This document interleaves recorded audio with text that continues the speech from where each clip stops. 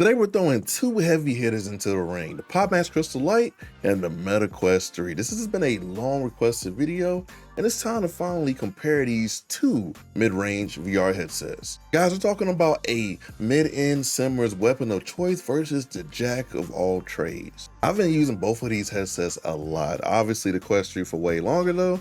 We're talking PCVR, wireless streaming, mod, simming, mixed reality, gunstocks, quite literally everything in this video. We're gonna break it all down. We're also gonna break down what they do right, they don't do right, and which one you should spend your hard-earned VR bread on. Before we get into the video, guys, I actually do have a good discount for you guys for the Pimax Crystal Light. Not going for the Quest 3, but it's 10% off for 6 hours after this video comes out, and then they go back down to the regular 3%. And yes, I did cut my hair. I am bald now.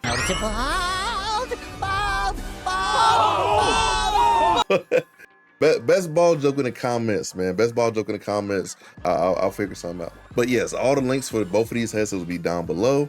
If you want to support the channel, then you know what to do. Also, make sure you like and subscribe, man. We're almost to 10,000 views on the channel, and I'm appreciative, you guys. Let's go ahead and hit this milestone so we can hit the next one. All right, let's get into it. So let's get to a quick spec rundown. I'll keep it short so your brain doesn't melt from all the numbers. So for the Pimax Crystal Light, we are working with 2880 by 2880 per eye resolution, which is a big jump over the Meta Quest 3. We also have a QLED display with local dimming applied in their custom software and about 130 degrees diagonal FOV, at least listed, publicly. But personally, I measured 104 degrees horizontal and vertical, and we're going to talk about FOV a lot later because I have some interesting things to say about the FOV of these two headsets. This is also a wired only headset, no wireless options here, at least for right now. In terms of tracking, they have two options for Pimax, just the Pimax Slam controller, or you could buy the Lighthouse faceplate for extra money. The Pimax Crystal Light also does feature built-in audio of a microphone and earphones. For the Quest 3, we're working with 2064 by 2208 per eye. In terms of resolution, an LCD display, which is surprisingly good, is bright and very colorful. And for FOV, we're talking about 110 degrees horizontal FOV, publicly listed, but personally I measured 106 by 100 horizontal and vertical FOV. So yes, this time I actually did the right thing and went through WinFile. I did a lot of FOV testing that we're gonna talk about later because you guys kept getting on me about that last review. Cool thing about the Quest is that it can be wireless, standalone, or even plugged in using a USB-C cable. This headset also has inside-out tracking, and it just works, even in low light. Personally, I think the Quest 3 controllers are some of the best controllers I've used for VR. This headset also has a built-in mic and speakers, so yay. So yeah, out of the gate, you can tell that the Pimax Crystal Light definitely has way more going on in terms of raw visuals, but overall, the Quest 3 is a just well-rounded headset in terms of specs. All right, so now let's talk about comfort. Out of the box, the Crystal Light is quite literally a tank. Is heavy, bulky, and criminally front-loaded. And if you wear glasses, then forget it. Even though the headset is huge, it's still a tighter fit for big heads. And your boy has a big head. Even before I was bald, I had a big head. You're definitely gonna need prescription inserts like the ones I use from VRRock.com. Shout out to VRRock for sending me lenses for my comparison video. They're cheap, affordable, and always my go-to for my VR headsets. Use code MagtubeVR for 10% off. But with that being said, with the counterweight, a different face gasket, and a top strap is actually really good. I ended up partnering with Studio Forum also to get their Pimax Crystal Light upgrade kit and get some counterweight, see if I can get this headset to be usable for long periods of time. Shout out to them, and you can easily get one of those below also if you're thinking about getting this headset. I personally would say it's almost a requirement for this headset for it to be comfortable. Honestly though, it's shockingly wearable for long sessions after modifications. I did a VR treadmill stream with the Pimax Crystal Light, and I genuinely had a great time wearing it for like 2 or 3 hours while on the VR treadmill during my stream. Now for the Quest 3, this headset is obviously way lighter, but the base strap and face gasket are absolute trash. If you've been on this channel for a long time, then you know I have always hated the Meta Quest base straps. That's why I always go with the Bobo VR S3 Pro strap. Not even sponsored or anything. I genuinely just love their head strap. Never fails me. And I also use the Globular cluster magnetic facial interface to get away from that stiff and just very uncomfortable default interface. So yeah, guys, both of these headsets are very uncomfortable out of the box, but I must say I have 11 VR headsets and not one VR headset I've gotten out of those 11 has been comfortable out of the box. So both of them definitely take hits here, but I would definitely say that the Quest 3 is a lot more comfortable after modifications and easier to wear for longer sessions than the Pimax Crystal Light. I definitely want to see Pimax improve on this in their mid-range market, VR headsets. But to be quite honest with you, the Pimax Crystal Light also is a Simmers VR headset. So it really wasn't intended to be used the way I use it for like shooters, adventure games, and everything I like doing VR. So definitely take that with a grain of salt. But overall, just for this argument today, we're gonna say the Quest wins here. All right, guys, now it is software time. So the Pimax Crystal Light runs on an app called Pimax Play. And to be fair, it works well most of the time. Now, I did have issues here and there. It's about 95% solid in terms of pure use for me. I have heard horror stories of it being buggy and not working well with other people's headsets, but personally, I've had a pretty good experience with it overall. I always say in these type of situations, hit the Discord and subreddits to see people's experiences, which are good and bad. Overall, for me though, I generally like the layout of Pimax Play. You can even buy PCVR games on there, launch Oculus Rift games, and your Steam VR games. Even though the Pimax Crystal Light isn't a native Steam VR headset and needs the Pimax Play app, this device comes packed with pretty awesome features. You'll get local dimming, foveated rendering, a lighthouse faceplate setup, IPD offset, and a bunch of other features that add to the experience. Plus, the software lets you tweak graphic game settings for a truly custom PCVR experience. So yeah, I feel like the Pimax Play software fits all your basic needs and even more as a PCVR kind of driver setup.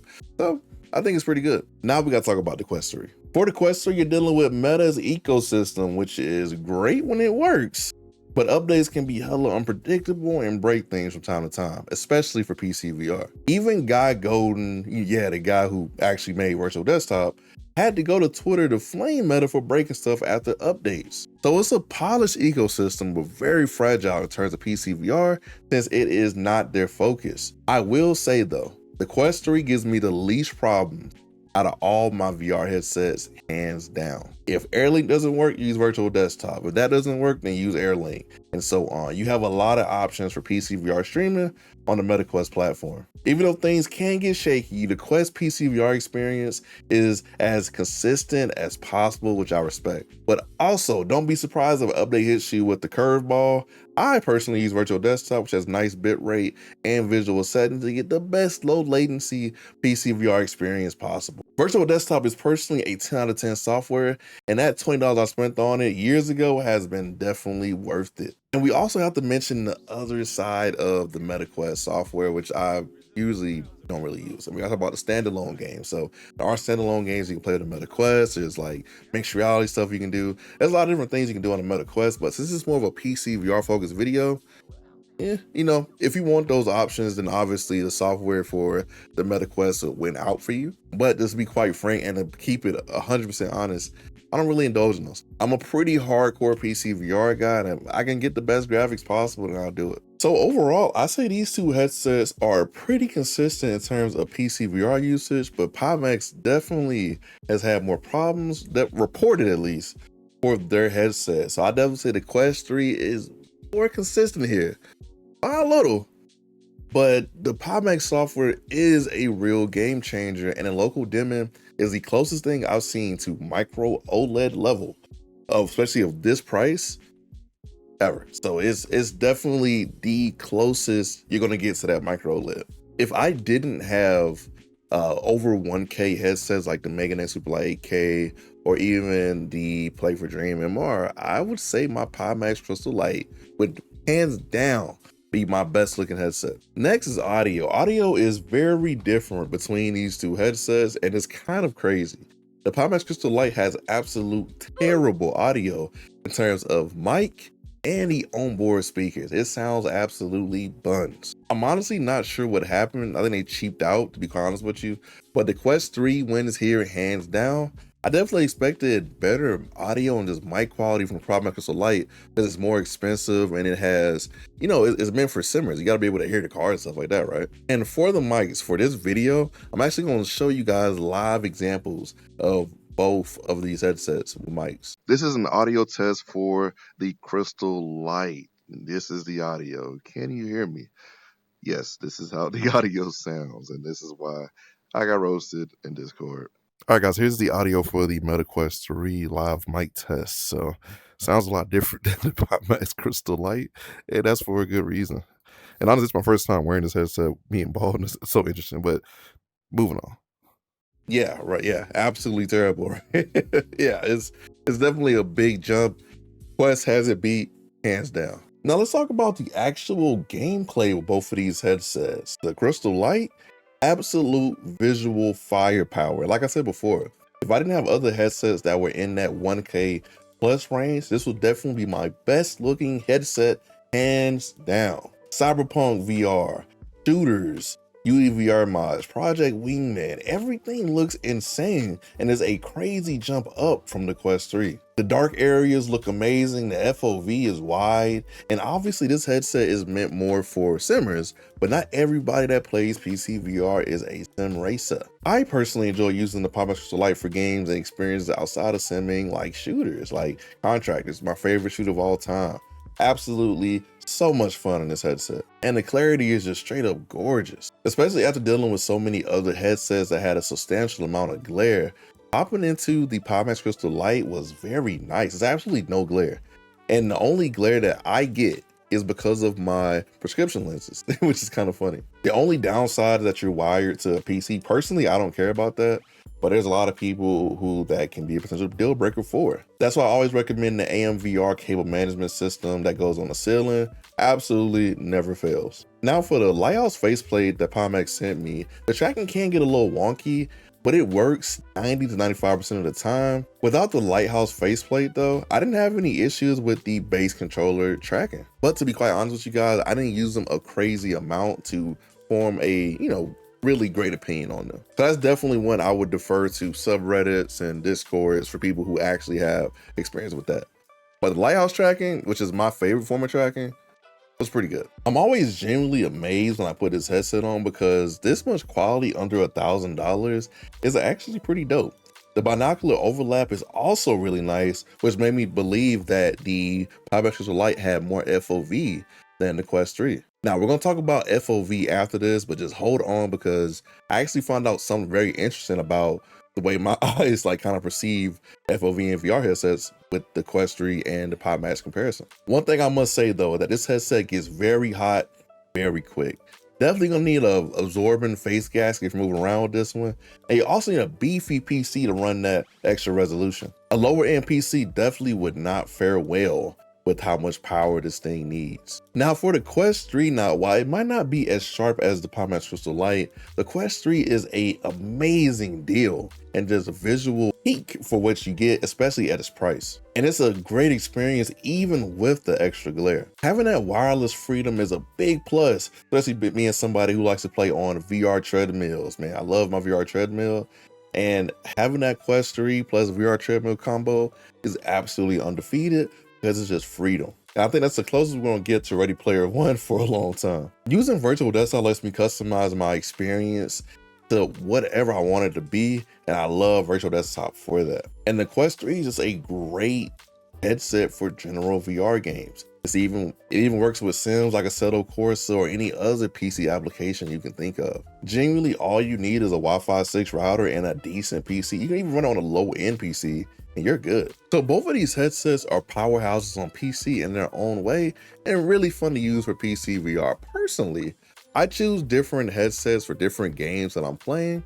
If I play more of a sit-down game like Cyberpunk VR, No Man's Sky, Assetto Corsa, or even Elite Dangerous or even Project Wingman, then I'm definitely choosing the Pimax Crystal Light every single time. It genuinely just looks better than the Quest 3 and shines way more in those type of games. If it's a movement game like Contractors, Beat Saber, any game where I want to walk around and do stuff for like a few hours, then I definitely choose the Quest 3 just to kind of save my neck some pain, man. Now, before we get into the final recommendation, I do want to talk about the FOV. So originally I thought that the Pimax Crystal Light had like a lot more FOV than the Quest 3, and people were like, bro, no it doesn't, blah, blah, blah, blah, blah, blah. A lot of argument, a lot of, well, actually, you know, PCVR talk usually, right? And I figured out that they're about the same, and the Quest 3 actually gave me a little bit more FOV, but the way they were giving me FOV was different. That's what confused me. So I ended up using Test HMD and the WinFOV to kind of see what my FOV was from two different sources. And what I found out, which kind of blows my mind, is that I get more general, I guess, view of the display with the Pimax Crystal Light, which doesn't equal more FOV. It means I kind of generally see more versus seeing a little bit less with the Quest. So the Quest headset, apparently when I wear it, I see more of the bottom view of the display versus the top of it. And it's crazy because even if you look at my WinFOV screenshot you should be seeing right now, I generally see more with the Pimax Crystal Light in terms of binocular overlap and things like that. But I see technically less FOV in that headset, but I don't know, it's weird. I really can't explain it, but I generally, in my heart of hearts, feel like I see more with my Pimax Crystal Light. I don't know, maybe it's a placebo, I don't know what it is, but I mean, I gave you the evidence, guys, this time, so you don't have to argue with me.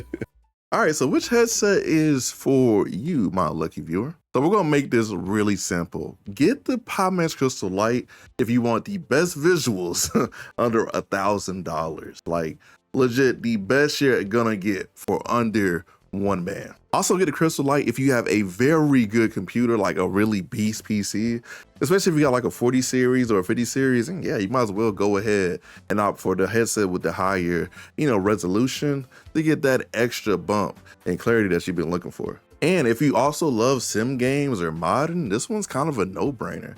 I feel like it gives you definitely what you're looking for versus a Quest, which is more of a, you know, general headset for general things, which also happens to include PCVR.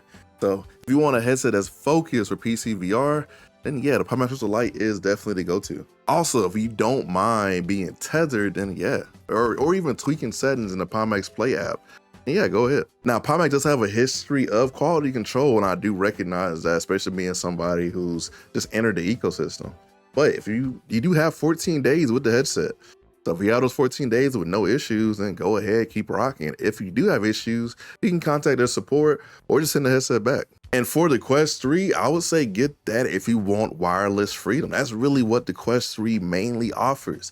It offers you a PCVR experience that is very low latency, surprisingly low latency with a Wi-Fi 6 router, and it gives you just the freedom from a wire that most people kind of don't like in the current PCVR space. And if you want different experiences outside of PCVR, then the Quest is a no-brainer. If you want mixed reality, the Quest 3 has some of the best mixed reality on the planet. Like, it looks really good and even beats other headsets I've tried that are way more expensive. Also, if you think you're a person who may enjoy a standalone experience like Assassin's Creed VR or Asgard's Wrath 2 or any other Quest exclusive game that came out, then yeah. And the main thing is, if you just want something that works all the time without a lot of fuss. Like I said before, the Quest 3 is the headset I've had the least issues out of the whole time I've been playing PCVR with it. So me personally, I'm gonna continue to use both. The Crystal Light's gonna be my go-to for simming or just a visual heavy content, but I wanna chill, stream, or hop into VR real quick, then the Quest 3 always get the job done with no stress. Personally, I think the perfect combo will be both headsets, to be quite honest with you. All right, guys, all the information I got for you. That's my experience with the Quest 3 and the Pimax Crystal Light. Let me know in the comments which one you're gonna rock with. It's gonna be the Crystal Light, the Quest 3, maybe both. I don't know if some of y'all are balling like that. But let me know if I've informed you enough to make a decision, man. Hit that like, make sure you subscribe, come back for more content. Next video is gonna be a Play for Dream MR versus the Meganex Superlight 8K. We're gonna do some more comparison videos. And I should have something else coming out for the VR Treadmill, so stay tuned. I appreciate everybody who's watched the content because you guys keep me going. Thank you so much. But with that being said, more do VR. And remember, I'm just a dude with a VR headset and a VR treadmill. Peace.